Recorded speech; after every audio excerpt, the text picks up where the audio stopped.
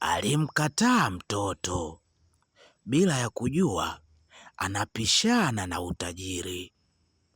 Ni simulizi inayomhusu kijana mmoja ambaye anaitwa Kelvin. Kelvin ni kijana wa makamo. Alikuwa na mpenzi wake ambaye anaitwa Jennifer. Jennifer na Kelvin walipendana sana.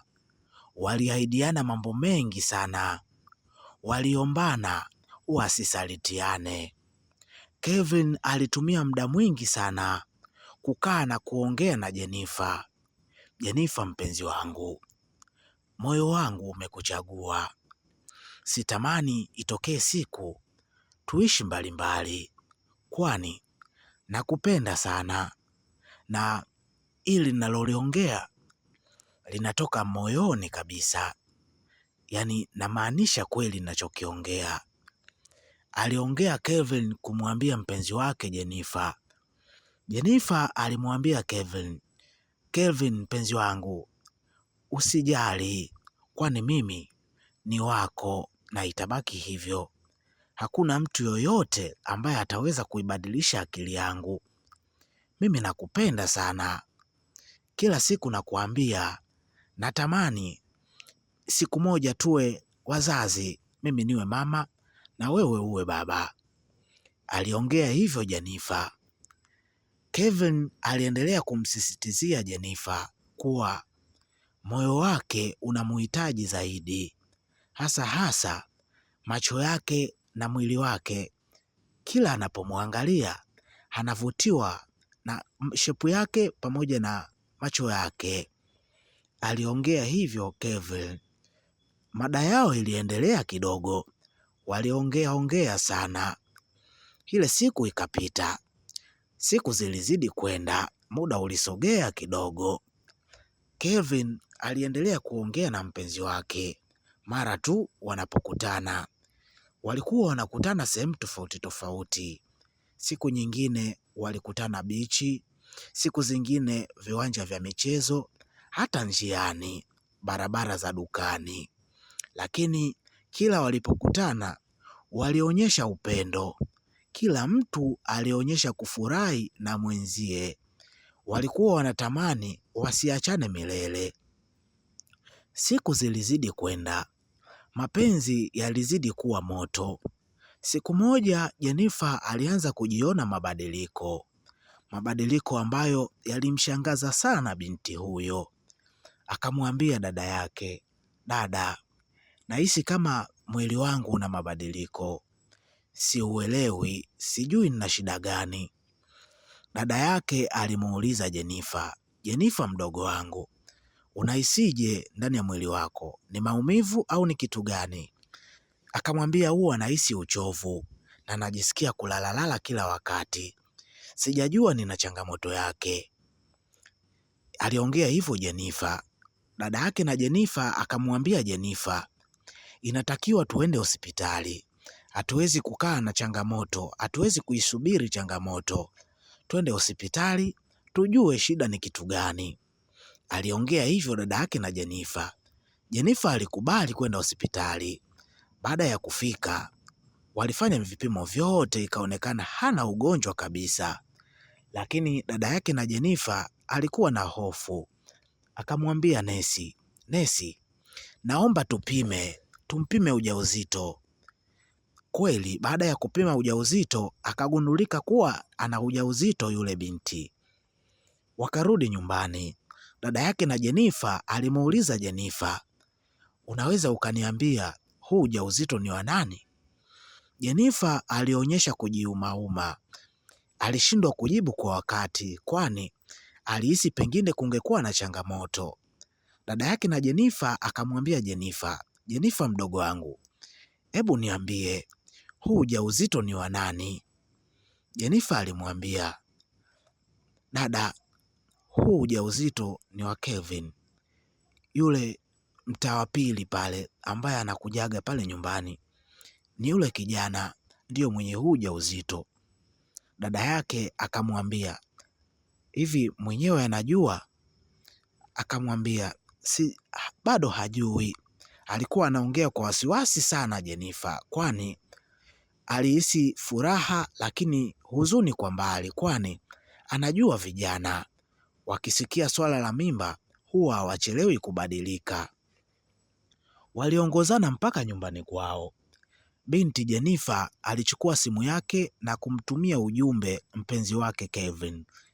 Kevin mpenzi wangu, naomba tuonane, kuna jambo nataka tuongee, ni muhimu sana tukutane.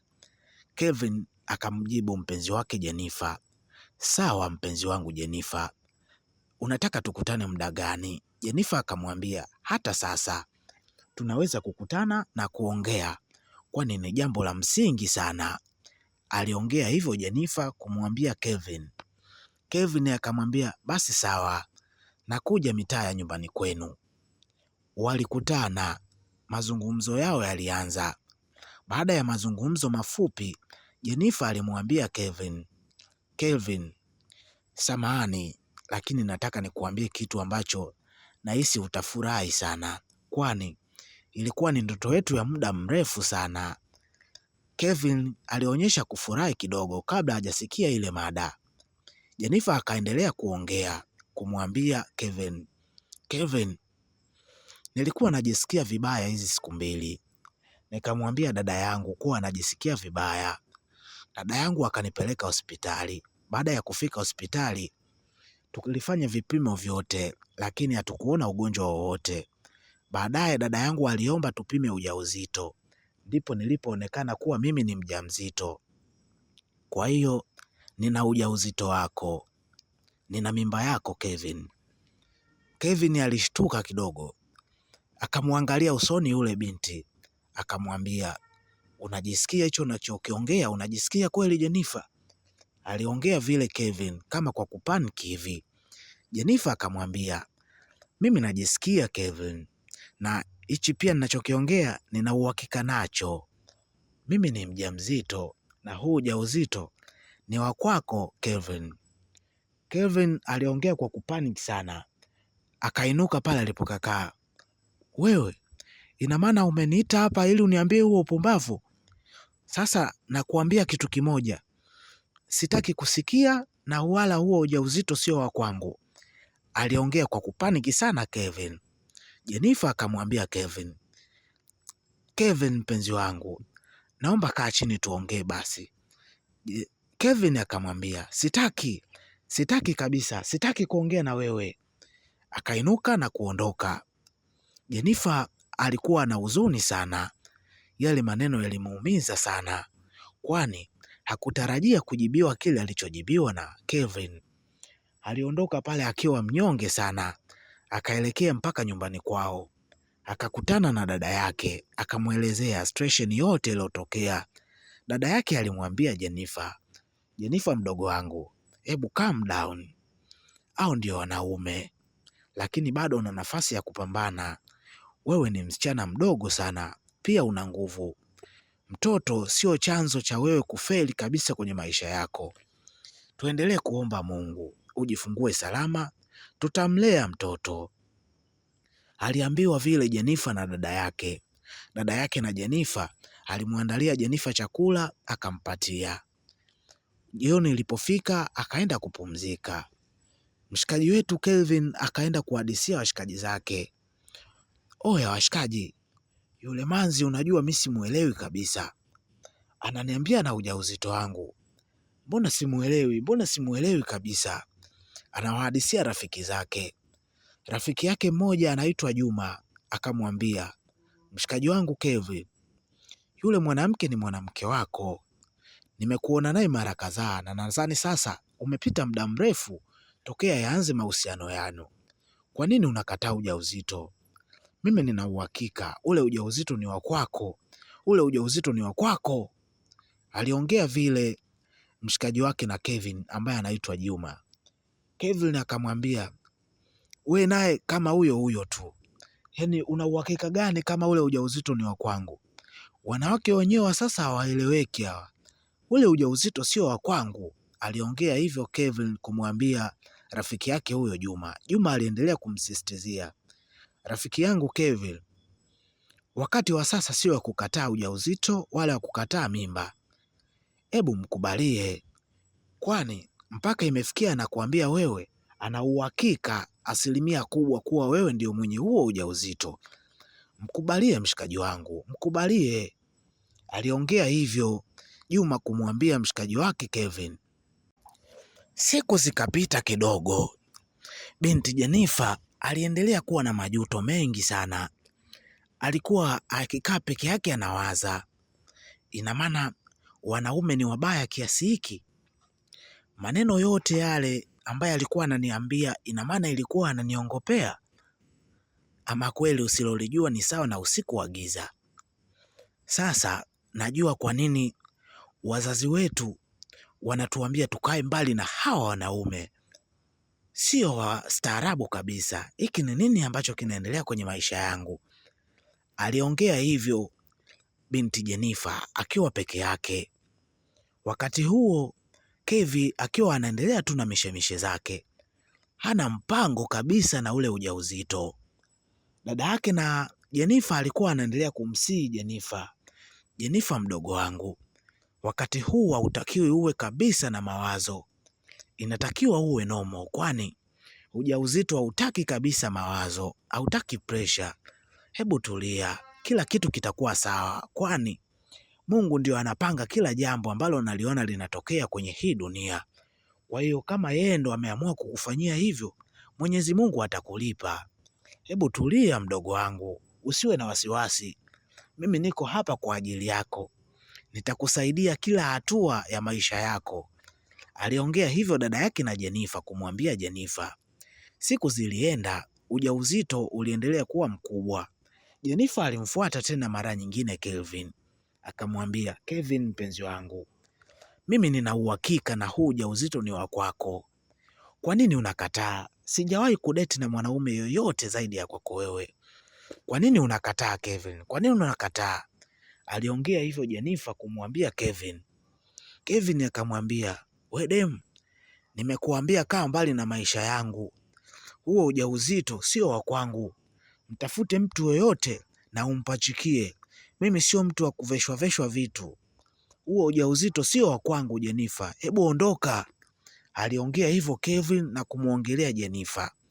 Jenifa aliendelea kuwa na msongo wa mawazo, lakini ile siku alivyopata yale maneno kutoka kwa Kevin, akajua ni kweli kabisa Kevin atamani kabisa hata kumuona.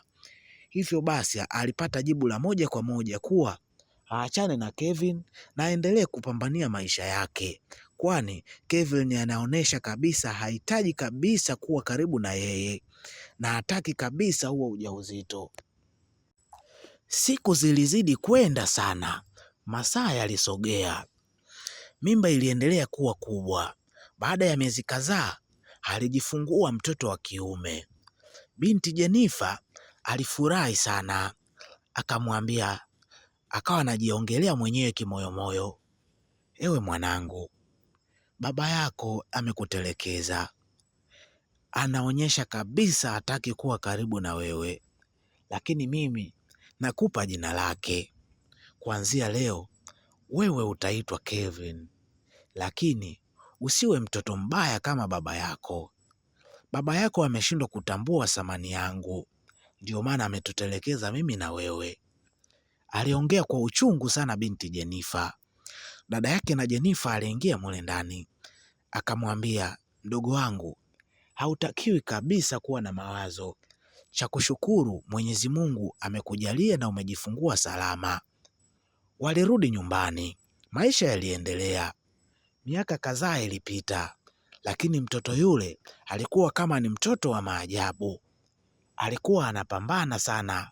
Alikuwa ni mtoto ambaye haumkuti anacheza na watoto wenzie. Muda mwingi alikuwa anatumia kukaa peke yake na kubuni vitu mbalimbali. Mtoto huyo alikuwa mbunifu sana. Alikuwa anapenda kubuni magari na vitu mbalimbali kama ndege, pikipiki na vitu tofauti tofauti, vyombo vya moto, kitu ambacho kilipelekea kuonekana ni mtoto wa maajabu sana. Aliendelea kukua, alianza shule, lakini baada ya kusoma, shule ilitambua zaidi kipaji chake.